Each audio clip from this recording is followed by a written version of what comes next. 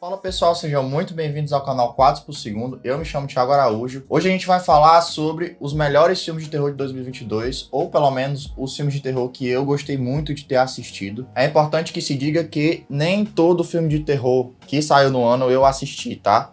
Eu sei que parece uma coisa óbvia e lógica, mas vai ter gente questionando alguns filmes não estarem aqui. Então, por exemplo, eu não vi Hatching, que é um filme que está sendo bastante elogiado aí.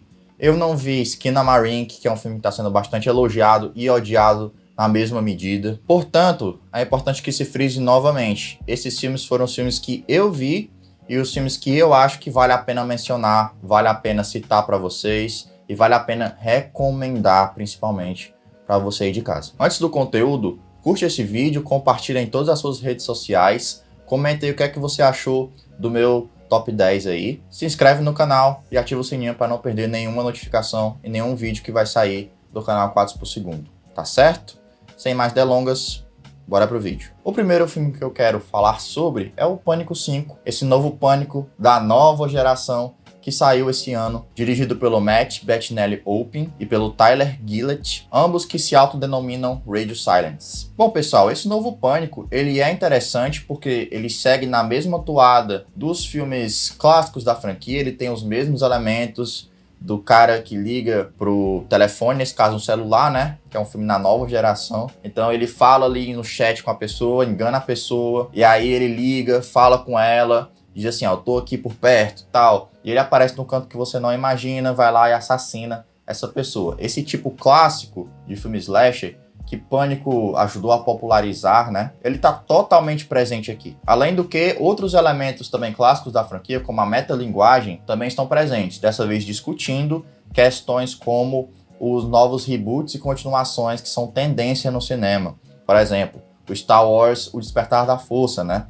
Que é um filme que traz de volta uma franquia antiga e revitaliza ela com novos personagens. Porém, ele não esquece os personagens clássicos, as questões clássicas de Star Wars, a questão com a Força, a questão ali da família Skywalker, por exemplo, né? Do Han Solo. Então ele não esquece esse background, mas ele aponta para novos caminhos e novos personagens. E a franquia Pânico, ela faz não só uma crítica a esses tipos de filme, como ela também se inspira um pouco nessa lógica, né, para trazer novos personagens, né, personagens mais jovens, com estrelas como a Jenna Ortega, como o Jack Quaid, como o Dylan Minnette, esses atores que estão em novas franquias de sucesso, como The Boys, como Wandinha, por exemplo, né, no caso da Jenna Ortega. Além, é claro, de trazer a Sidney Prescott, a nossa tão querida protagonista dos filmes anteriores, interpretada pela Neve Campbell. Traz também a Gale Weathers e o Dewey, né, interpretados pela Courtney Cox e pelo David Arquette. E os dois diretores, jovens, eles conseguem trazer uma vitalidade diferente para Pânico. Pânico parece agora, de fato, um filme mais jovem, né? Ele lembra um pouco o primeiro filme nesse sentido. E ele também traz mais sangue, mais brutalidade. Porque os outros assassinos, né, dos outros filmes, eles são brutais, mas eu acho que pela questão tecnológica da época, do que se podia fazer com maquiagem, não era algo tão brutal, não era algo tão grotesco de se assistir. Esse novo Pânico tem muito mais isso. Além do que, tem pelo menos uma cena que eu julgo absolutamente memorável, que é a cena em que um dos personagens clássicos acaba morrendo.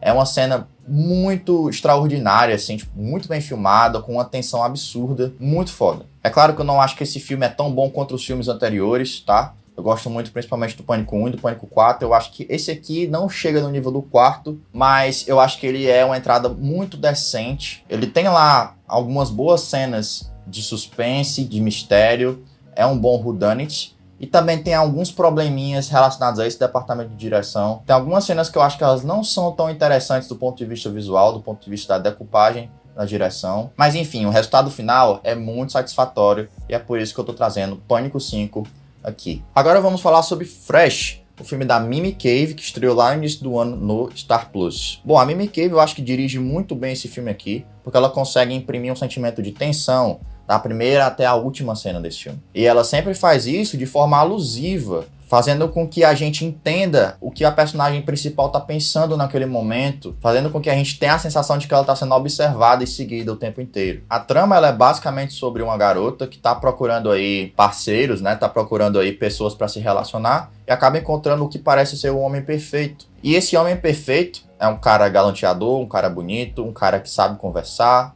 um cara que parece que vai tratar bem a personagem, que chama ela para uma viagem, e depois que ela aceita ir nessa viagem, aí acontece um monte de coisas que eu não vou detalhar aqui para não dar spoiler. A protagonista, Daisy Edgar Jones, manda muito bem, a atriz, e eu acho que ela tem uma conexão muito boa com esse retrato do homem perfeito, que é feito pelo Sebastian Stan. Vocês devem conhecer ele pelo Soldado Invernal lá da Marvel. E é na relação entre esses dois personagens principais, que eu julgo que tem uma química muito interessante entre eles, que você vai descobrindo que o filme trata-se, na verdade, de uma metáfora, de uma grande metáfora e de uma grande desconstrução a respeito do homem perfeito, a respeito da masculinidade tóxica, que faz com que muitos homens achem que têm um controle sobre as vidas das mulheres, né? O filme ele leva essa metáfora a níveis de body horror, por exemplo, a níveis de terror psicológico, por exemplo, sempre discutindo, sempre debatendo esses temas, sem nunca fugir muito disso, apesar dele construir ali uma trama também e tudo mais. Isso sem falar que não só toda essa parte de tensão, de terror é bem construída, como também a parte de ironia que o filme tem. O filme ele é um pouco irônico também, o filme tem um pouco de sátira também, então ele também consegue construir com algumas doses de humor essa idiotização desse personagem, né? Desse homem perfeito que ele traz. É um pacote completo, assim, de desconstrução desse personagem, de várias formas diferentes, de formas criativas e de formas que te fazem pensar sobre a sociedade atual. Então ele não só é um filme muito bom, muito bem dirigido, como ele te faz pensar sobre a sociedade, sobre muitas questões que são importantes pra gente sempre debater. Assista, vale muito a pena, fica aqui a minha recomendação, tá? Ele tá lá no Star Plus. O próximo filme dessa lista aqui, pessoal, é X, o filme do Ty West, que é uma grande homenagem aos slashes dos anos 70, principalmente ao Massacre da Serra Elétrica. O filme trata de uma equipe que quer fazer um filme pornô, e aí eles vão lá pro interior dos Estados Unidos, para uma fazenda que eles alugam, para fazer essas cenas e tal, né? E a partir disso que eles entram em contato com a Pearl e com o seu marido, que são os donos da fazenda, e a partir disso a gente vai ter um terror se desenvolvendo, uma tensão se desenvolvendo, muito gore, uma parada bastante interessante. Eu acho que as forças do filme do Ty West são exatamente essa questão do gore, essa questão da criação da tensão, que eu acho que é tudo muito bem resolvido. A gente sente que realmente os personagens estão em perigo o tempo inteiro. Eu acho que algumas cenas de gore são bem feitas, outras nem tanto. Eu acho que o Ty West ele não tem essa consistência necessária para fazer desse filme um grande filme, um filme brilhante. Mas tudo que ele faz eu acho que é o suficiente para a gente destacar aqui como um dos melhores filmes do ano, né? E não é só nesse lance do terror que o filme se foca. Ele também se foca em temas importantes como a questão dos sonhos, né? De você poder fazer o que você quiser, de você ter essa liberdade de lutar pelos seus sonhos. E aqui dentro dessa lógica a gente vai ter o personagem da Mia Goth, que é a Maxine, e a personagem da Jenna Ortega, enquanto que a gente vai ter aqueles homens mais controladores e tudo mais, os famosos hipócritas, que tem todo um discursinho ali progressista, mas que no final das contas eles não têm absolutamente nada de progressistas. X é definitivamente um filme muito bonito, muito bem filmado, que tem essa estética dos anos 70 como pra mim um dos principais chamarizes. É um filme de terror competente e que tem excelentes temas, por isso vale a sua atenção. Já Pearl, que é outro filme agora que foca na personagem da Pearl de X, e aqui a gente vai ter um prelúdio de X, aqui a gente vai ver os anos de juventude dela e como ela chegou até o ponto em que ela está em X. É curioso que Pearl, eu julgo ele ser menos terror, entre aspas, eu acho que ele é mais um drama ali, em que a gente entende todo o crescimento dessa personagem, ou decaimento, né, veja como você quiser, todo o decaimento dessa personagem da Pearl, como ela era uma garota assim que tinha muitos sonhos, e você tem várias sequências interessantíssimas que deixam isso à mostra, como era uma garota que tinha desejos e que acabou sendo reprimida, seja pela mãe ou seja pela falta de oportunidades. Ela tinha um sonho de ser uma dançarina, de ser uma artista, mas ela é privada desse sonho. Então esse lado negativo que essa personagem tem dentro dela, esse lado mais obscuro, ele aflora durante o filme, e a gente tem essa construção iconográfica da personagem. Aqui eu acho que a montagem ela é super precisa em distribuir bem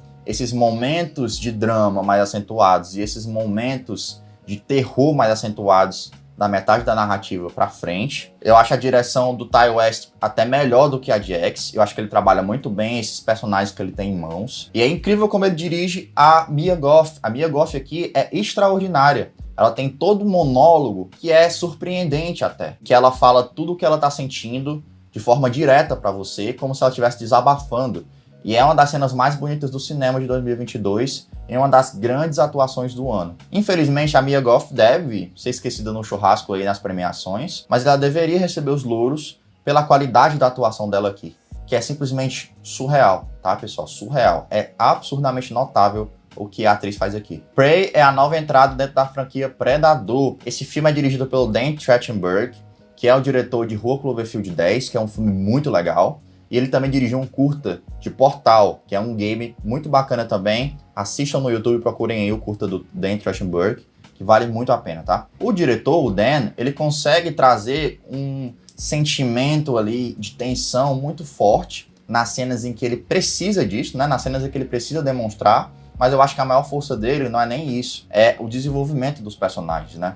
O Dan, ele trouxe aqui, junto com os produtores do filme, atores de fato indígenas para a história, né? Se passa em uma aldeia indígena, né, tribal, que recebe a visita do predador. O predador vai lá para caçar essas pessoas. E a partir daí a gente tem uma sensação de uma personagem que começa no ponto A e vai até o ponto C. Ela cresce durante o filme. Ela se transforma entre apenas desejar ser uma caçadora, ter um papel diferente na tribo, que não é atribuído a ela, um papel diferente do que seria atribuído normalmente, para de fato se provar a cada momento do filme, a cada passagem do filme, até chegar ao enfrentamento com o predador, que é um enfrentamento brutal, um enfrentamento muito bem filmado. E tem essa questão também de trazer atores indígenas de fato para os papéis de pessoas indígenas, né? Que é uma coisa que Hollywood não faz com muita frequência. Isso é muito legal para a representatividade, pessoal, para a gente ver que existem atores que podem interpretar com fidelidade os personagens que estão escritos nas páginas e de forma a remeter às suas próprias culturas, a seus próprios backgrounds. Isso é muito bacana. Fica aqui um destaque meu para a atriz Amber Midthunder, né, que faz a protagonista. É uma boa atriz e que eu espero ver ela em outros projetos também dentro do cinema. Ah, e é importante que se diga, tá?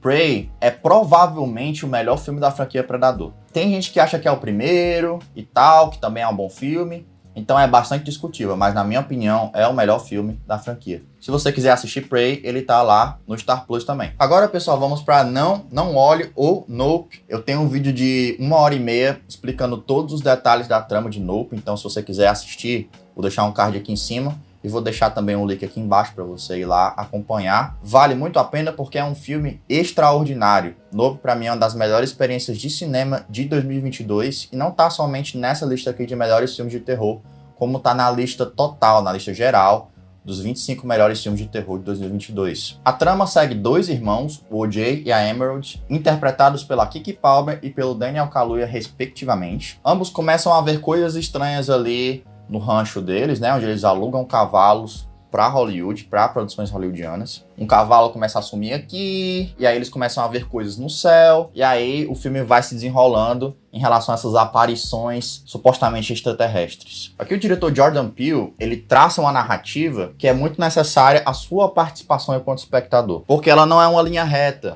ela é uma narrativa que faz muitas conexões entre diversos elementos da trama de forma simbólica. Então você precisa conectar os elementos por si só. E cada elemento, pessoal, que ele vai conectando, seja com a mixagem e edição de som, seja com imagens que remetem a lembranças de personagens, seja com elementos simbólicos da trama, como por exemplo os cavalos, todos esses elementos são conectados de uma forma bastante interessante e que não representa uma linha reta. Não é um filme tão simples de você entender ele 100%, você precisa, claro, raciocinar em cima de cada coisa que o diretor está trazendo para você. E isso é legal porque marca uma espécie de experiência diferente do que a gente está acostumado a ver no cinema tradicional, no cinema blockbuster. Essa é uma experiência que não vai te subestimar enquanto espectador, que vai acreditar que você é capaz de fazer todas as ligações por conta própria e de seguir essa história e de descobrir todas as camadas inteligentes e interessantes que existem dentro dela. Além disso, cada elemento de terror é muito bem trabalhado, minuciosamente. O filme se desenvolve por capítulos e a cada capítulo a sensação de tensão vai aumentando e o contato tanto do O.J. quanto da Emerald com esse alienígena, ele vai se tornando cada vez mais latente, até que tem um clímax que eu acho extraordinário, pelo valor simbólico de colocar as pessoas negras no papel principal de um grande western, de uma grande cena de western. Ah, mas por que ele faz isso, Thiago? Muito simples, o western, pessoal, como gênero, era sempre um gênero excludente de pessoas negras. Então esse é um dos temas que o filme aborda, né? O apagamento dos negros dentro da indústria de Hollywood. Mas não só isso. Ele também aborda coisas como imigração, ele também se torna uma grande homenagem ao primeiro cinema e também aborda outro tema relevante, que é o do uso predatório de animais dentro da indústria do entretenimento, da natureza para o bel prazer do ser humano. É por tudo isso, pessoal, que Nope é um filme único, é um filme diferente, é um filme interessante, é um filme que com certeza vale a pena você assistir com muita calma na sua TV, ouvindo cada detalhe, prestando atenção em cada detalhe. Óbvio, se você quiser também ir lá conferir o meu vídeo, também vale muito a pena. É com certeza o melhor filme de terror de 2022 e um dos mais interessantes dos últimos anos, tá? O próximo filme da lista é o Werewolf by Night, a produção da Marvel Studios dirigida pelo Michael Giacchino, que é uma belíssima de uma homenagem ao cinema clássico dos monstros lá da Universal dos anos 30 e 40. O filme ele tem toda uma estética diferenciada dos demais filmes da Marvel. Eu acho que ele é muito bem pensado nesse sentido. E ele tem um tom até mais grave, até um tom mais violento do que as respectivas produções lá da Marvel Studios. O que é legal é que além dessas homenagens que são muito divertidas e muito propícias de a gente acompanhar, ela também fala muito sobre a história desses personagens, porque eles tinham seus quadrinhos ali, que também tinham uma estética diferenciada, foram proibidas pelo governo norte-americano e depois voltaram novamente e ganharam novamente as páginas por uma nova ótica, por cores, né? Para explicar um pouquinho melhor essa questão dos quadrinhos, pessoal, lá na década de 50 foi formado o Comics Code Authority, que é basicamente um selo que eles colocavam nas revistas, né? Com a questão moral aí, de saber o que era adequado ou não para as crianças. E os quadrinhos do Werewolf by Night, né, do lobisomem da Marvel, eles acabaram entrando dentro dessa lógica do Comics Code, né? E os moralistas diziam que eram HQs impróprias para as crianças. Então ela acabou deixando de ser produzida durante um tempo para depois retomar com uma nova estética, enfim. Curiosamente, hoje em dia, temos a Marvel Studios que não faz nenhum filme com uma temática mais adulta, né? Normalmente. Filmes sem violência, filmes sem conteúdo sexual. E aí eu acho que é interessante o local onde se encaixa o Werewolf by Night dentro dessa nova proposta aí do estúdio, né? Porque ele traz um pouquinho mais de gore, ele traz um pouquinho mais de violência, ele tenta ser um filme um pouco mais voltado pro terror dentro da Marvel. Então a vinculação desse filme com todas as histórias em quadrinhos, né, com essa história permeando essas histórias e esses personagens é muito bacana também. O ponto de partida de Werewolf by Night é uma casa que junta vários caçadores ali, né, de monstros. Não fica muito claro que tipo de monstro, né, que eles caçam. E aí eles são colocados em uma caçada para procurar um monstro específico. E aí que começa, se desenvolve toda essa caçada, se desenvolve muito os personagens do Gael Garcia Bernal e da Laura Donnelly, de uma forma que eu acho bem interessante, bastante bem escrita, se você for parar para pensar que é um filme apenas de 1 hora. E todos os acontecimentos da trama fazem muito sentido dentro daquele contexto. Ela apresenta coisas novas pro universo da Marvel, que são totalmente diferentes do que a gente tá acostumado a ver também. E toda a cena final com o lobisomem é maravilhosa. É uma cena, assim, que é realmente uma das coisas mais legais que a Marvel já fez nesse ano. Então fica aí a minha menção para Werewolf by Night, um filme muito bacana. Eita, esse aqui é polêmico, hein? Vamos falar agora de Barbarian, pessoal, ou Noites Brutais. Outro filme que está disponível no Star Plus, agora terceiro filme que está disponível no Star Plus, curiosamente. E o Barbarian é dirigido por um cara chamado Zach Cregger. Esse cara, ele tá mais associado à comédia, ele é um comediante. Mas é muito interessante como ele consegue trazer um baita de uma atmosfera de terror muito bem planejada, muito bem estabelecida. A trama começa com uma personagem que precisa ir para uma entrevista de emprego numa cidade grande dos Estados Unidos. E aí ela marca lá um Airbnb, vai lá checar a casa, quando ela entra na casa tem outro cara lá. E aí o que ela faz? Ela fica com o cara dentro da casa lá, para ter a entrevista no dia anterior, porque tá tudo lotado, ou ela vai embora, procura outro lugar.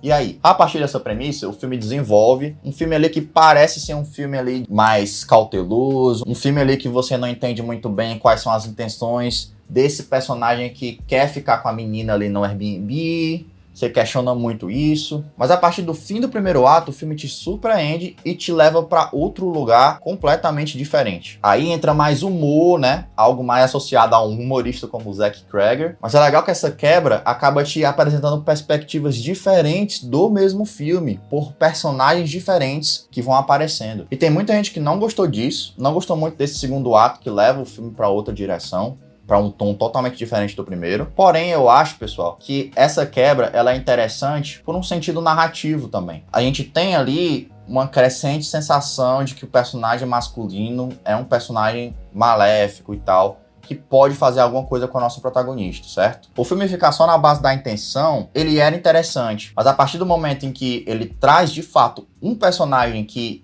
ele é esse personagem maléfico que a gente tá esperando, e ele coloca de alguma maneira esse personagem dentro da trama principal e faz a gente pensar que ele, porra, o filme vai colocar esse babaca aí como protagonista agora, é isso mesmo? Então isso não só confunde a gente pra onde o filme vai, a gente fica sem saber muito bem o que vai acontecer daqui pra frente, ele se torna imprevisível, como também esse personagem acaba se mostrando, de fato, uma crítica social ao abuso sexual e uma ridicularização em relação a esses tipos de pessoa que a gente vê em Hollywood o tempo todo, né? Esse filme aqui, eu acho que ele tem cenas genuinamente assustadoras, também no segundo ato, quando a gente começa a entender toda a trama, e a trama se torna cada vez mais e cada vez mais bizarra, e ela retoma pra um período antigo, em que ela faz toda uma crítica social à questão do governo norte-americano não dar assistência às pessoas que mais precisam, o que acaba gerando espaços bastante empobrecidos dentro das grandes cidades em relação a outros espaços. E até mesmo a polícia entra dentro dessa lógica de não querer ajudar essas pessoas. É uma crítica social que eu acho muito interessante que o filme traz, não só em relação também ao machismo, ao movimento Me Too, por exemplo. E vocês conseguem perceber pela minha fala, pessoal, que a questão das surpresas é algo muito importante pro filme, pra experiência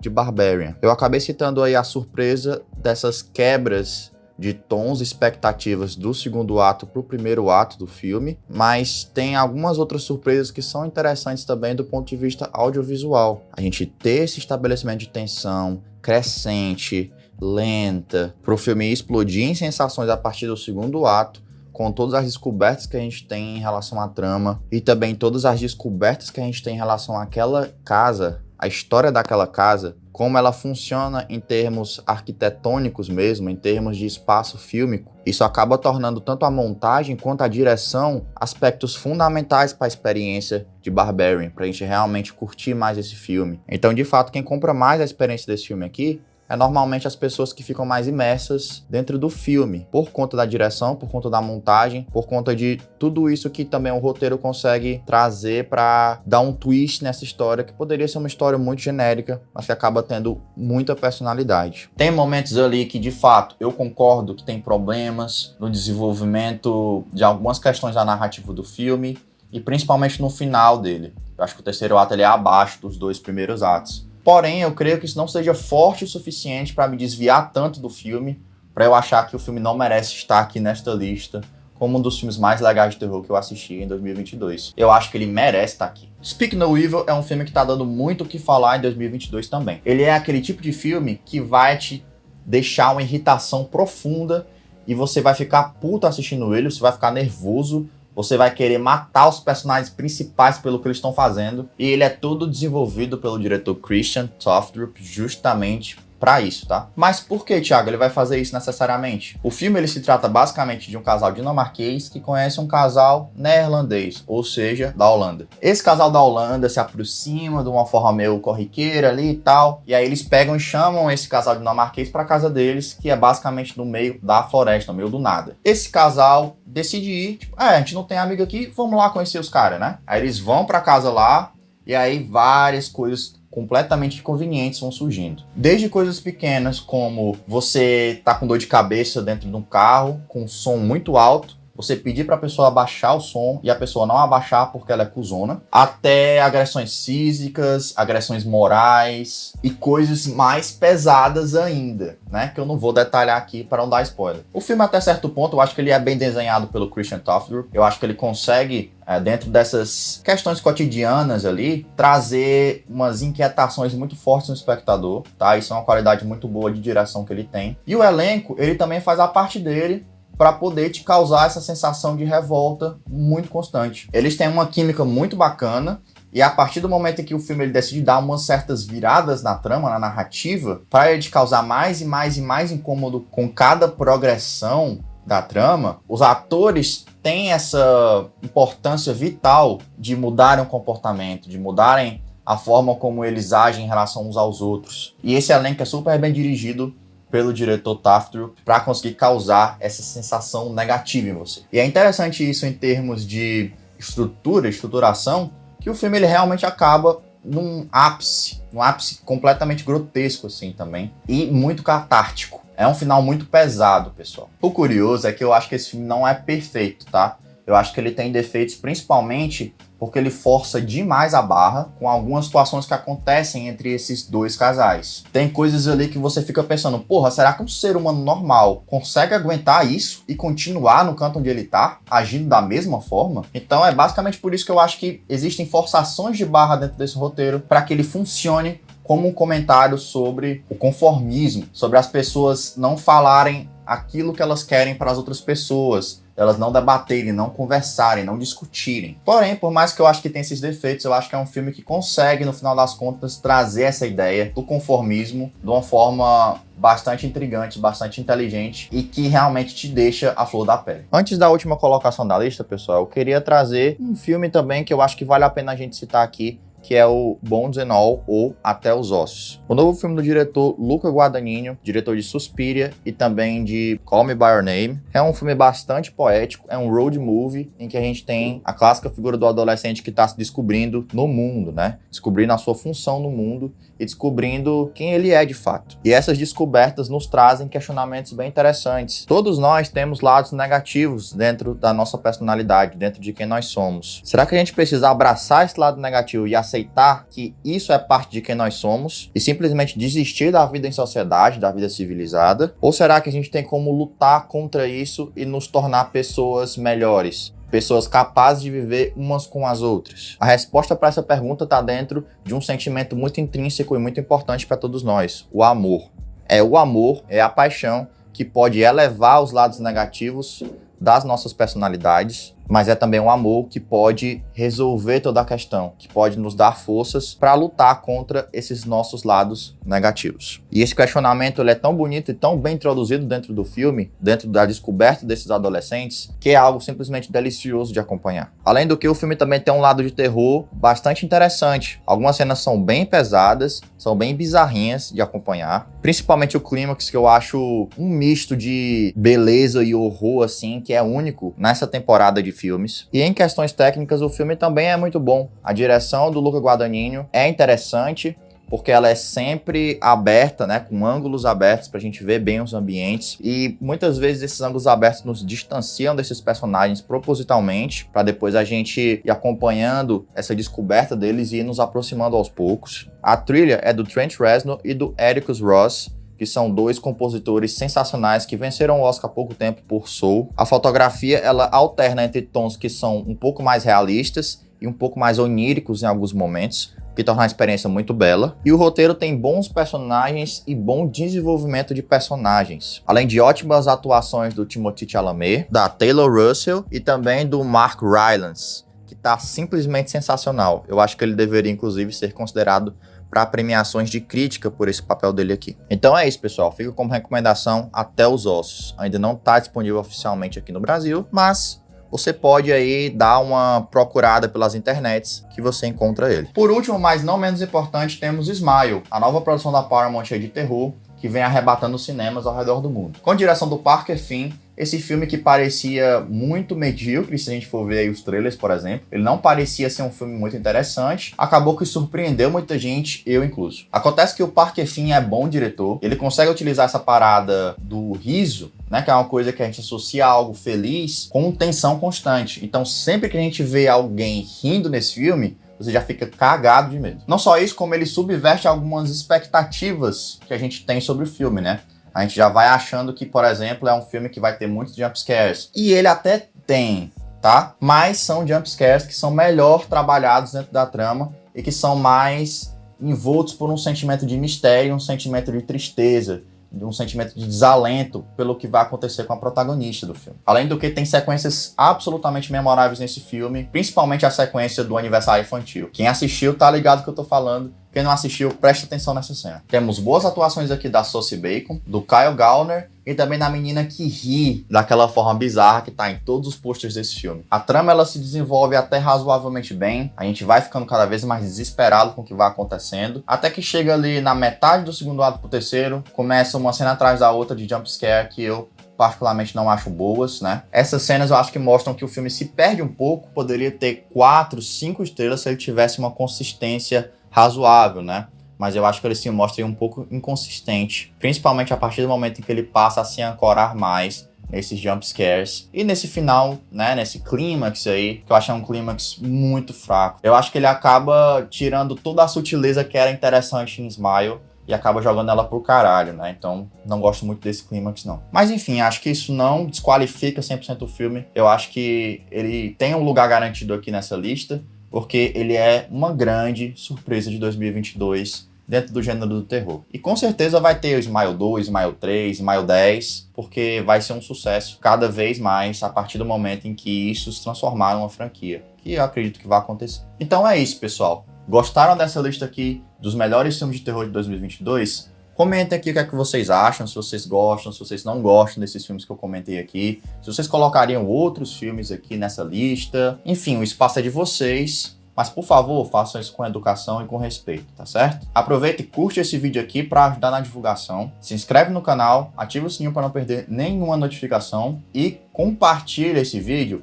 para todo mundo que você sabe que ama terror. Se você tá comigo até agora, eu agradeço demais a sua companhia. Um forte abraço e até a próxima.